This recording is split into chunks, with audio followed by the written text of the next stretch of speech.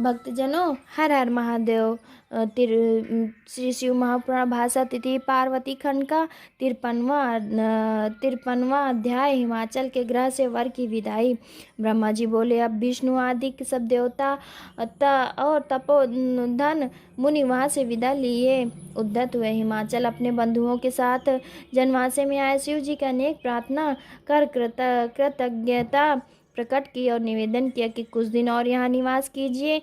ये सुन विष्णु आदि देवताओं ने गिरी शार्दुल को धन्यवाद दिया और कहा कि तुम्हारे समान त्रिलोकी में पुण्यधारी कोई नहीं। इस प्रकार परस्पर एक दूसरे की प्रशंसा की। जय जय ध्वनि, वेद ध्वनि और साधुवाद की ध्वनि से आकाश मुखरित हो गया। अप्सराएं नाचने लगी, मगध स्तुति पाठ करने लगे और बहुत सा द्रव्य दान दिया गया। हिमालय ने फिर शंकर जी को आमंत्रण कर बारातियों सहित अपने सबको घर बुलाया, उनके चरण धोए। फिर शिव जी सहित सबको सुंदर स्वादिष्ट भोजन कराया। भोजन करते समय नगर की स्त्रियां सबको देखकर हंस हंस कर मधुर वाणी में सुंदर गालियां देने लगी।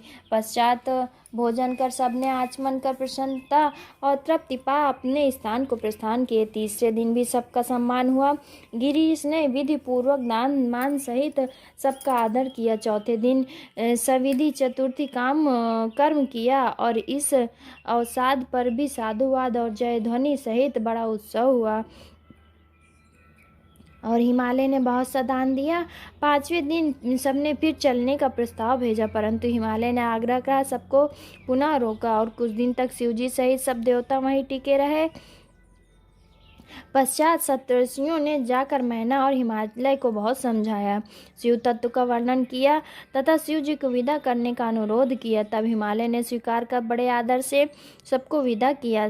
जब शिव जी कैलाश को चले तो मैना उच्च स्वर में रोती हुई शिव जी से बड़ी स्तुति की, उनकी कृपा मांगने लगी। पुनः पुत्री को समीप कर मैना उच्च स्वर से रोने लगी और उन दोनों के आगे गिर पड़ी। तब शंकर जी मैना को समझा देवताओं सहित मैना मौन हो वहां से चल दिए। पुर के बाहर अपने एक उपवन में हिमालय ने उन्हें ठहराया। पश्चात वहां से देवताओं सहित शिव विदा हुए। आगे पार्वती का विरहोत्सव ध्यान से सुनो। तृतीय पार्वती खंड का 53वां अध्याय समाप्त। 54वां अध्याय पतिव्रताओं के धर्म वर्णन। ब्रह्मा जी बोले, इसके अनंतर सप्तर्षियों ने हिमालय से फिर विदा मांगी। हिमालय पार्वती के वियोग से व्याकुल हो गए, उन्हें मूर्छा सी आ गई। पश्चात चैतन्य हो तथास्तु कहकर वो संदेश मैना के पास जाकर कहा। हर्ष शोक और युक्त मैना पुत्री की विदाई की सामग्री संग्रह करने लगी। वेद और कुल का सविधि आचार हुआ। मैना ने पार्वती को अनेकों प्रकार के रत्नाभरणों से युक्त किया, 12 आभूषण दिया, सारा श्रृंगार किया। मैना के हृदय को जानने वाली एक ब्राह्मण की पतिव्रता स्त्री ने गिरजा को पतिव्रता धर्म की शिक्षा दी। द्विज पत्नी ने कहा, हे पार्वती, मैं तुम्हें कुछ पतिव्रताओं के लिए ऐसा धर्म का उपदेश करती हूँ जिससे उन्हें त्रिलोकी का सुख प्राप्त हो। हे देवी, तुम इसे ध्यान से सुनो।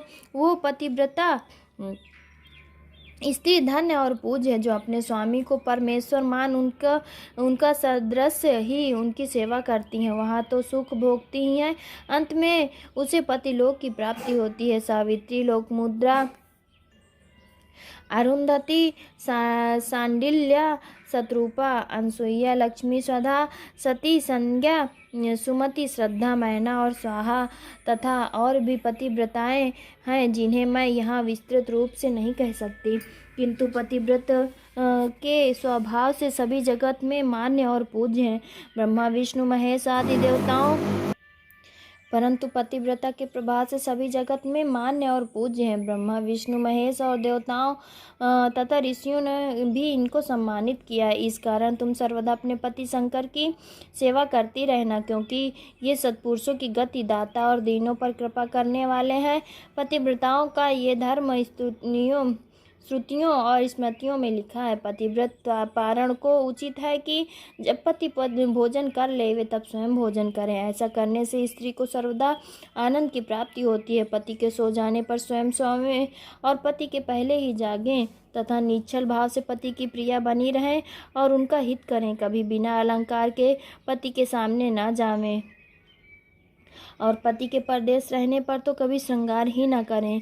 पतिव्रता को उचित है कि वो अपने पति का नाम कभी न लें, पति को दुर्वचन न कहें, स्वयं उन्हें दुर्वचन न कहें, ताड़ना देने पर भी प्रसन्न रहें और मारने पर भी हे स्वामीन ऐसा कहकर कृपा मांगें। जब पति बुलावे तब सारा कार्य छोड़कर उनके पास चली जावें और जो कार्य हो पूछकर प्रसन्नता से उनकी आज्ञा का पालन करें। द्वार पर देर तक न ठहरें, दूसरों के घर न जाएं, किसी की बात सुनकर किसी से प्रकाशित न करें। सर्वदा हितकर समय की प्रतीक्षा करें तथा पति की आज्ञा के बिना कभी तीर्थ यात्रा न करें और समाज तथा किसी के उत्सव में जाने की कोई आवश्यकता नहीं। स्त्री का तीर्थ तो उसके पति का चरण है। पति का जूठन उसके लिए महाप्रसाद है। देवताओं, पितरों तथा अतिथियों को बिना भोजन भोग लगाए कभी न खाएं और सेवक, गौ और भिक्षु को भी देवें। उसे प्रतीक्षा सामग्रियों का संग्रह कर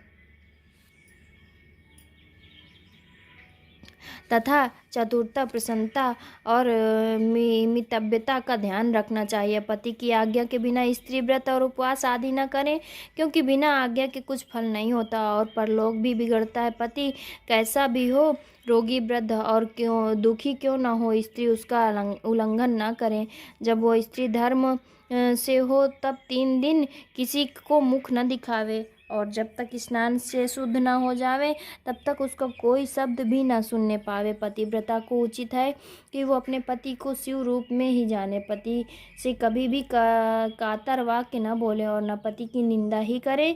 गुरुजनों के रहते कभी भी जोर से न बोले और न उच्च स्वर से हंसे। अपने पति को कभी तू न कहें और सौत से कभी ईर्ष्या न करें। ईर्ष्या करने से वो दुर्गम होती है तथा जो स्त्री अपने पति की आंख बचाकर अन्य को देखती है तो वो कानी, कुमुखी तथा विरूप होती है। जैसे जीव बिना देह क्षण मात्र में अपवित्र हो जाता, वैसे बिना पति के स्नान करने पर भी स्त्री अपवित्र रहती है।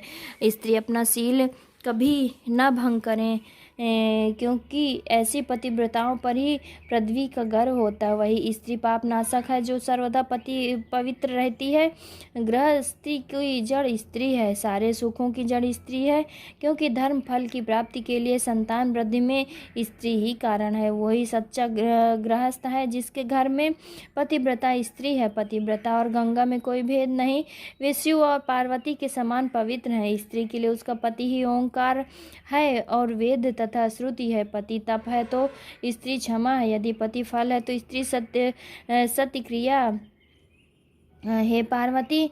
ऐसी ही स्त्री पुरुष धन्यवाद के पात्र हैं। इस प्रकार मैंने तुमसे एक प्रकार का पतिव्रताओं का धर्म संक्षेप में कहा। अब उनके भेद को सुनो। पतिव्रता उत्तमादि भेदों से 4 प्रकार की होती हैं, उत्तम, मध्य और अधम तथा निकृष्ट। जो स्त्री स्वप्न में भी अपने पति के सिवा दूसरे को नहीं देखती वो उत्तम पतिव्रता है तथा दूसरे को शुद्ध बुद्धि से पिता, भ्राता तथा पुत्र के समान देखती वो मध्यम पतिव्रता है। और जो अपना धर्म विचार कर व्याभिचार नहीं करती और चरित्रवान है वो निकृष्ट पतिव्रता है तथा जो अपने कुल के भय से व्याभिचार से बची रहती वो अति निकृष्ट पतिव्रता है। शिवे ये 4 प्रकार की पतिव्रताएं पाप को हरण करने वाली तथा लोक परलोक में मुदित रहने वाली हैं। हे शिवे, ऐसा जानकर स्त्री नित्य पति की सेवा करें। हे शैलपुत्री, ऐसा करने से तुम्हारे सभी मनोरथ पूर्ण होंगे। हे देवी,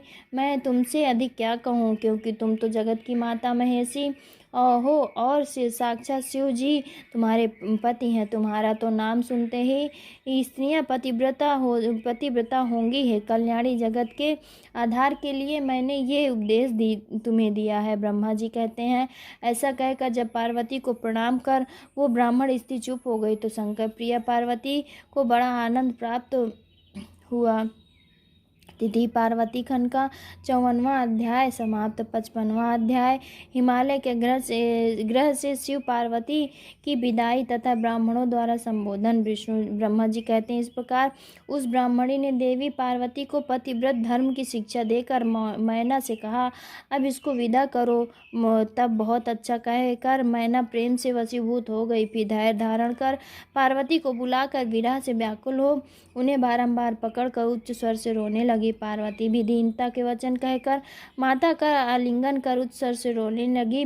शोक से व्याकुल मैना और पार्वती दोनों ही मूर्छित हो गए और पार्वती के रुदन से देवताओं की पत्नी मूर्छित हो गई। फिर तो सभी स्त्रियां रोने लगीं और अचेत हो गईं।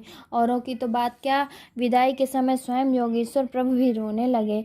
उस समय अपने सब पुत्रों और ब्राह्मणों सहित हिमालय वहां आए और पार्वती को गोद में लेकर कहाँ जाती हो बारंबार ऐसा शब्द कह मोह से रोने लगे। तब इनको इसी प्रकार अधीर हो रोते देख बहुत से ब्राह्मणों सहित उनके परम ज्ञानी पुरोहित ने आकर कृपापूर्वक आध्यात्म का उपदेश देना आरंभ किया और बहुत समझाया। पार्वती ने बड़ी भक्ति से माता पिता और गुरु को प्रणाम किया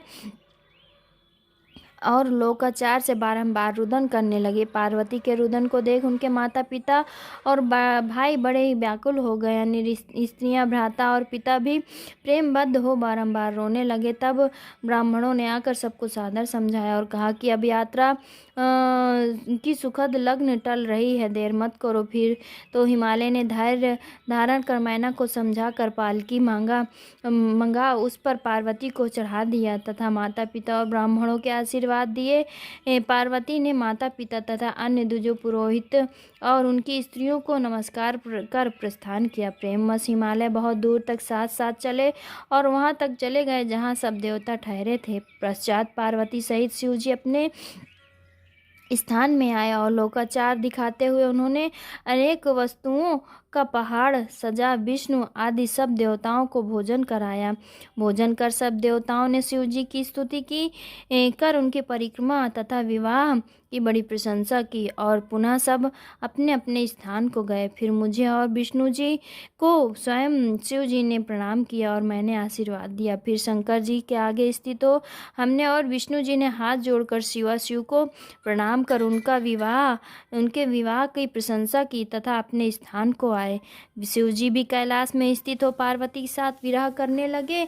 समस्त गण आनंदित हो उनका भजन करने लगे। हे तात, इस प्रकार मैंने शिव और पार्वती का विवाह वर्णन किया जो शोकनाशक, आनंददायक और आयुवर्धक है। जो शिव जी में मन लगाकर ये सुने और सुनावे वो शिवलोक को प्राप्त करेगा। ये आख्यान परम अद्भुत और मंगलकारी है। इससे सब विघ्न शांत होते हैं तथा ये समस्त व्याधिकों का नाशक है। इस आख्यान से यश की प्राप्ति होती है और ये स्वर्ग तथा आयु को देने वाला है, पुत्र पौत्रों को बढ़ाने वाला, कामदायक और मुक्ति भुक्ति प्रदायक है।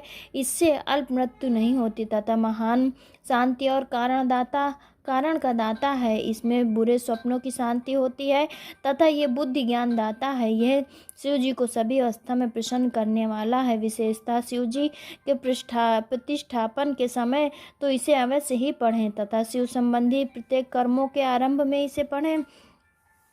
इसके पढ़ने से शिव जी प्रसन्न होते हैं, इसमें संदेह नहीं। जो पवित्र होकर शिव पुराण को पढ़ते हैं उनके सभी कार्य सिद्ध होते हैं। ये सत्य है। द्वितीय शिव महापुराण भाषा द्वितीय रुद्र संहिता में तृतीय पार्वती खंड का भानवद्वाद संपूर्ण। शुभमस्तु। भक्तजनों, हर हर महादेव, हर हर महादेव।